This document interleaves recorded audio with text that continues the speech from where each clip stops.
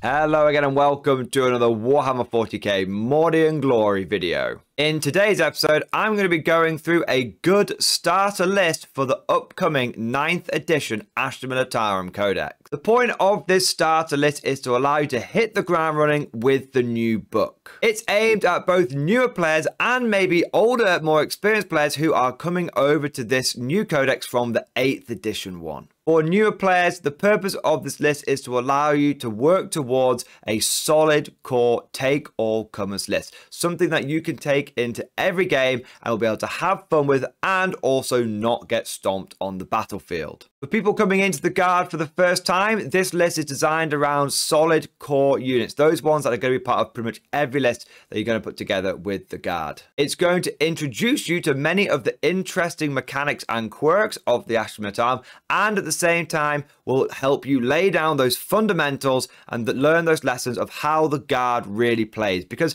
it can be a little bit different coming into the Guard from some other factions in 40k, or if you're brand new to the game, it's definitely going to help you get an idea for how this faction is going to play. If you're a more experienced player, don't worry, this list is still absolutely for you. The purpose of this list is to allow you to get familiar with the new codex very quickly. Maybe you are a player that's been out of the game for a while and you're returning with 9th edition. You've seen that the Guard are getting a range refresh, or maybe you're just transitioning naturally from the 8th edition to the 9th edition codex.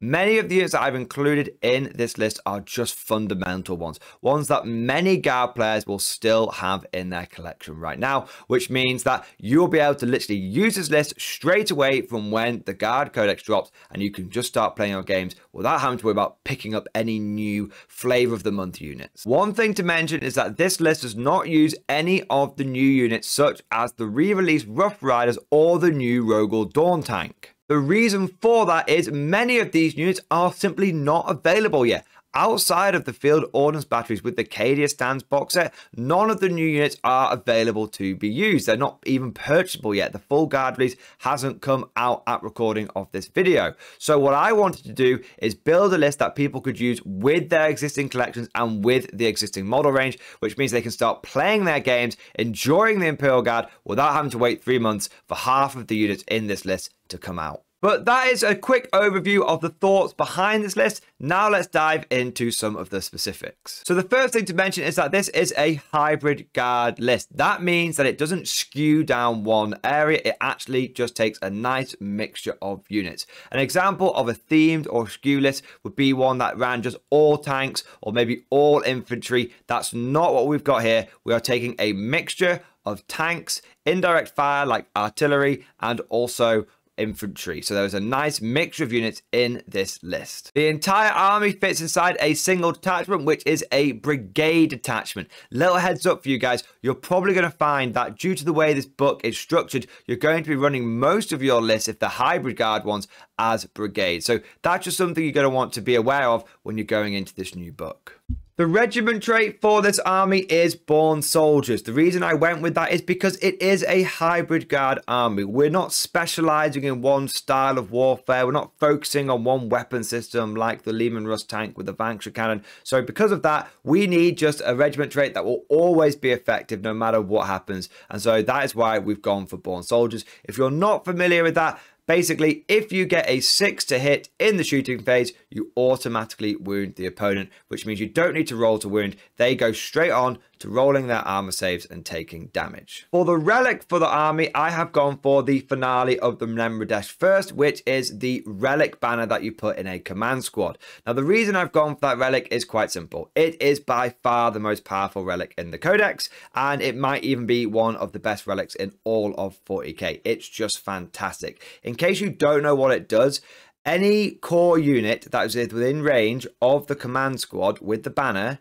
gets to ignore to hit modifiers, and your opponent can't use feel no pains or wound caps to stop damage. Basically, it's just really good for dealing with those very, very frustrating characters that have got a wound cap like Gazgul or Abaddon or Bloodthirsters, anything like that. this thing just hard counters them. So it's really, really good. And also, even if you don't come across a character with a wound cap, the fact that you get to ignore feel no pains is great. And also, the big one being, you get to ignore to hit modifiers. One of the things Guard has always struggled with as being a shooting faction is the fact that people can start putting -1, -2 to hit modifiers on our army. This just gets rid of that. So it's a great way of boosting the output of the infantry in the army, and also it hard counters some of the more difficult enemies for the Guard just entirely. So that's why it's such a fantastic banner. The Warlord trait is very straightforward. We have gone for Grand Strategist. Basically, each time you spend a command point on a 5+, you get it back.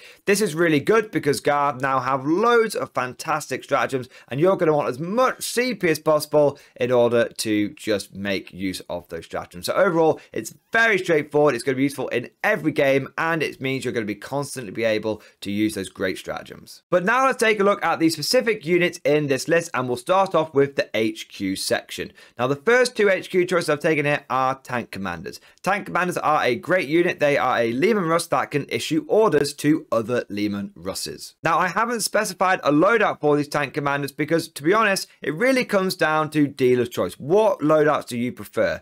When I'm taking a take-all-comers list, something that can take on everything, my preferred weapon is the battle cannon. However, some people out there have done the math hammer and they think the executioner plasma cannon might be better, but it really just comes down to player preference. What is your favorite looking turret?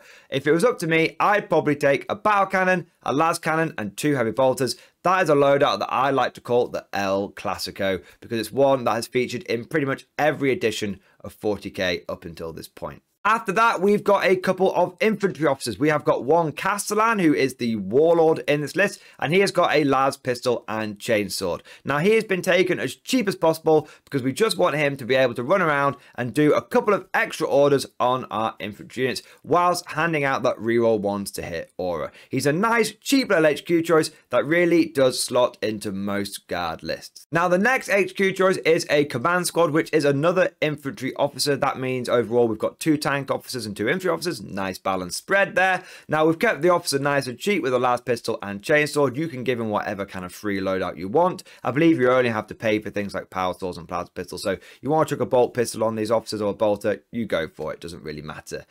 For the veterans, I've gone for a regimental standard because I need that for my relic. I've gone for a massive box because having an officer who can do orders in a 24-inch range is really, really nice. And I've gone for a melter gun and a plasma gun. Now, for the command squad, the absolutely essential upgrades have to be that regimental standard and massive box. You cannot leave home without those. You need that regimental standard for the banner relic, and also the massive box. You just cannot pass up how powerful having a 24-inch range order is. So that is why those two are really, really good. It also helps play into some of your secondaries as well. Now, the last 2 veterans, you can pretty much give them whatever you want. You might want to give them a medic to make your command squad a little bit more durable. I personally like a little bit more firepower. I always like a bit more gun in my list, and so that's why I went for a melter gun and a plasma gun. But like I said, you could very easily slap in maybe a sniper rifle if you're taking a platoon command squad, or you could take a weapons team with a las cannon if you wanted to, or you could take a medic and something else. It really is up to you.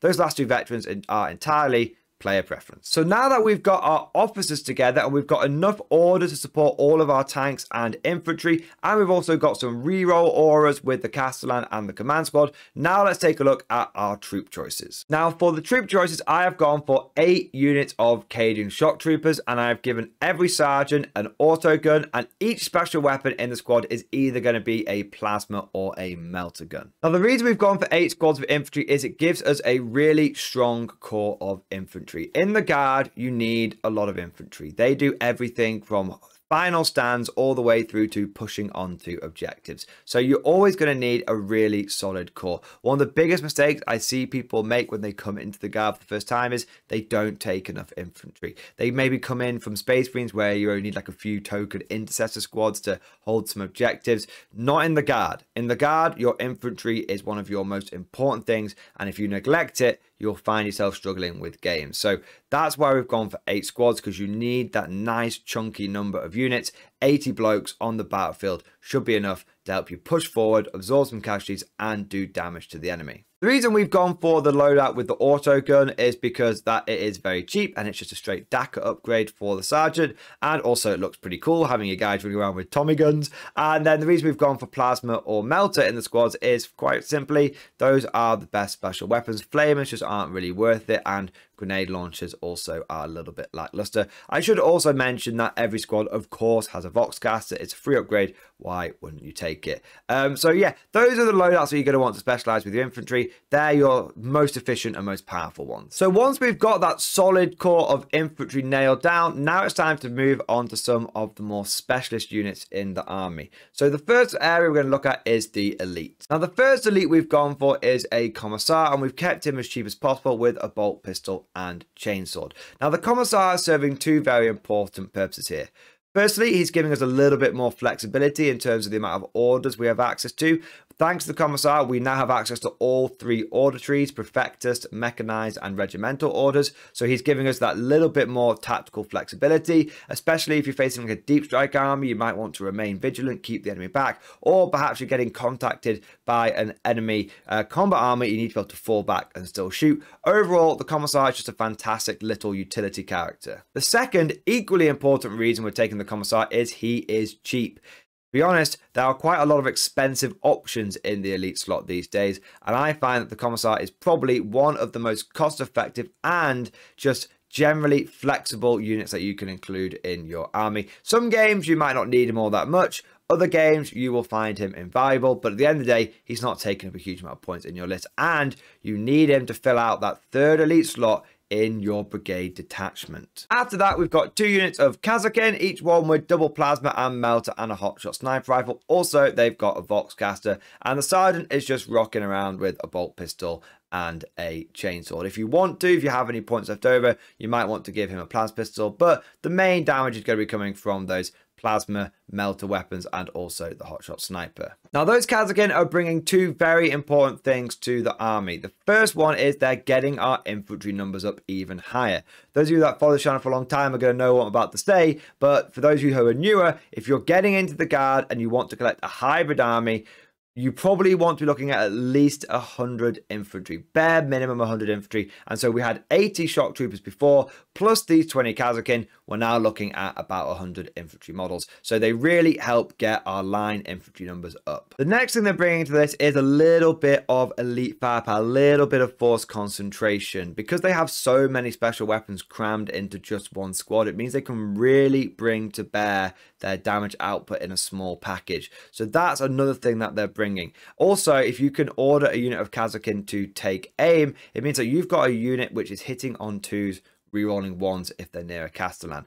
Whereas even your tank commanders will only be hitting on threes with their turret weapons. So they really do bring a very concentrated amount of force, and that is something that you really want in your guard army. You want all the numbers, you know, of course, quantity has a quality of its own, but also quality has a quality of its own. Now, skipping ahead a little bit here, those two Kazakin squads, more often than not, you're going to want to put inside those two dedicated transport chimeras. Now, chimeras are a really, really good transport option. They're durable, they've got great firepower, they benefit from turret weapon. They're great. They can transport a full squad of Kazakin and a Castellan or Commissar. So overall, they're just a really flexible transport. Now, the reason that you are wanting to put your Kazakin inside those chimeras is, again, it's about that force concentration. A lot of your other infantry are going to be spread out. They might be having to do some long range shots. They might not be able to react quite as quickly as you need them to if the enemy decides to do a refuse flank and try and overload one area of your army. If you have Kazakin in chimeras, they can act as a little bit of a counterplay, rapid reaction force. However, if you seem to have the initiative and you're pushing onto your opponent, what you can use those Kazakin for is to really drive a spearhead down into the enemy. Maybe there's a midfield objective on the left flank that you just know if you can pick it up, your opponent is really going to struggle to take it back off you. Well, you know what? Kazakin are the men for that job. They will drive in, they'll jump out, they'll smash the entire area, they'll lock down the objective, and two Kazakin with two chimeras is actually quite a chunky thing for your opponent to have to try and deal with. So more often than not, he might not even bother trying to deal with them, or he'll have to dedicate some pretty serious resources to do so, at which point his line will hopefully thin and the rest of your army will be able to start breaking through. So you can just see how having those fast responding, those fast moving Kazakin in those chimeras just gives your army just a little bit of finesse, gives you a little bit of a scalpel to what otherwise would be very much a hammer of an army. Moving on into the fast attack choice, we have got 3 separate armor sentinels. Now on the screen here, you'll see that I've just summarized it as 3 armor sentinels. Those are not in one squad, those are 3 individual ones to fill up the requirements of the brigade choice. Now I know some people are saying, what about rough riders? Well, like I mentioned at the beginning of the video, guys, we're just sticking with units that you've got access to straight away. But don't be fooled, these are not 3 armor sentinels that I'm just taking as a tax to fill out the brigade. There were many other choices that I had that I could have put in here, and I also could have, simply put scout sentinels in instead, but I went for armor sentinels for a very specific reason. Firstly, they're actually very durable. And secondly, they actually pack a lot of firepower because they can benefit from the new order system.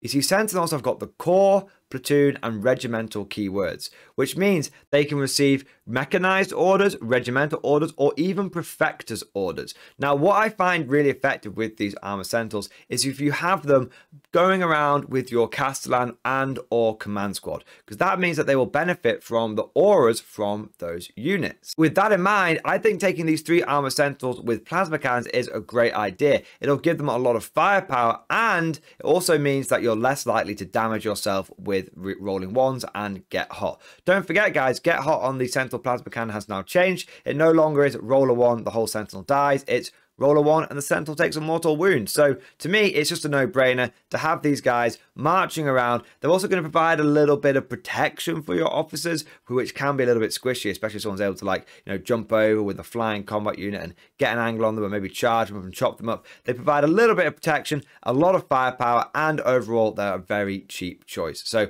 they're a great way of filling out your brigade whilst not being a tax and actually bringing some pretty decent firepower to the table. Now moving on to the last part of the list, we've got the heavy support section. Now let's start off with a pair of Leman Russes. I love Leman Russes, and you don't really want to be going into battle without at least 3 or 4 pieces of heavy armor. So between the Leman Russ and the 2 Leman Russ tank commanders, we've got 4 really solid heavy hitting units. These guys are going to be the main source of your firepower, especially the long range bombardment kind. You can just be slinging down battle cannon shells all the way down the battlefield. They're just really, really good. So they're durable, they're points efficient, they've got a heck of a punch. Overall, what is not to like? Now, in terms of loadout, I purposely haven't specified this again. It's dealer's choice, guys. It's up to you. Whatever your preference is, you go for it. Maybe you want some more El Clasicos with those battle cannons, las cannons, heavy bolters. Maybe you want to go for more of a Dakar tank. Try an exterminator. Maybe more plasma. Hell,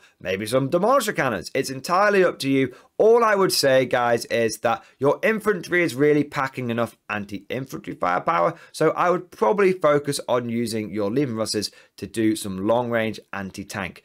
I'd focus on probably battle cannons or exterminator autocannons or the executioner plasma cannon. All of those are at least strength 8. They've got a decent AP, a decent amount of damage, reliable rate of fire. So overall, those would be my go-to for recommended Russ turret options. Now, I know I've mentioned the turret options a lot, but of course you do have sponsors you can put on your tank as well. For me, it's going to come down to player preference. Heavy bolt sponsors are just so cheap though, that it feels rude not to just chuck a pair onto every single Leman Russ. I mean, it's 5 points per heavy bolter. It's just mad. So for me, I'd probably go for a turret weapon of your choice, las cannon in the front, because why not? It's the same point for a whole las cannon as it is for a whole heavy bolter. And then I'd probably slap a pair of heavy bolter sponsons on the side, because there's always going to be that time when you roll the random number of shots for your battle cannon or your plasma cannon or whatever it might be, and you roll a 1.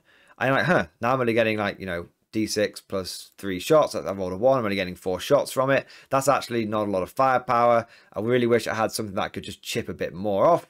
Well, that's where your heavy bolters come in. They just help you, make up for if you get a slightly bad roll. So I'd probably chuck the heavy bolters on, but to be honest, guys, sponsons, it's entirely up to you. And the last thing to mention is the 2 mortar heavy weapon squads. Now, I really like mortar still. I know some people are being drawn into the field ordnance batteries and the basilisks and the manticores and all that kind of good stuff, but I still really like mortars. I believe they've gone up to a base strength 5, which is actually really nice. If I'm wrong about that, guys, please let me know down in the comment section. But overall, they've had a bit of a glow up. They're still only 55 points. They're still a great source of cheap indirect fire, and they're actually able to be ordered, which gives them a lot of interesting options. The 2 that come to mind for me is you can simply give these guys take aim.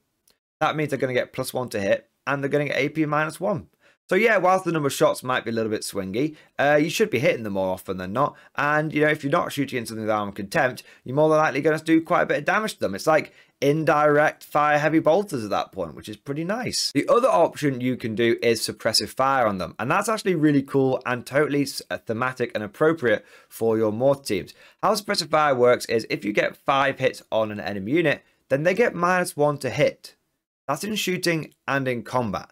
And that just really feels like it's actually quite a good tool to have in your toolbox. And I think that it would definitely swing some firefights in your favor.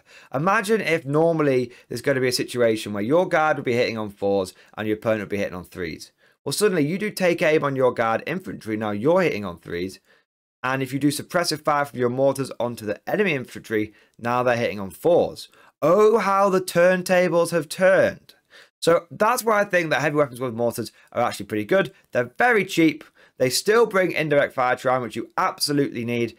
And they also have some pretty good tools in the toolbox. But that is my idea for a starter army for the new 9th edition Codex. Let me know what you think down in the comment section below. Is there any choices in here that you would swap out? And when the new models do come out, what units would you swap out in this list for something like maybe Rogal Dawns and Rough Riders? Let me know down in the comment section below. If you've enjoyed today's video, make sure you smash that like button and also subscribe to make sure you never miss an episode. If you've really enjoyed today's video or you found it particularly helpful, then please consider becoming a channel member or Patreon supporter. By becoming a channel member or Patreon supporter, it really helps support the channel. And one of the big perks you get from that is access to the Mordiant Glory Discord server, where we've got over 600 active members. There's always someone to chat to. Maybe it's about tactics, painting, hobbying, just maybe some cool guard memes that you've seen out there. There's always someone to chat to about any of those topics in the Mordiant Glory Discord server. So if that sounds like a whole heap of fun to you,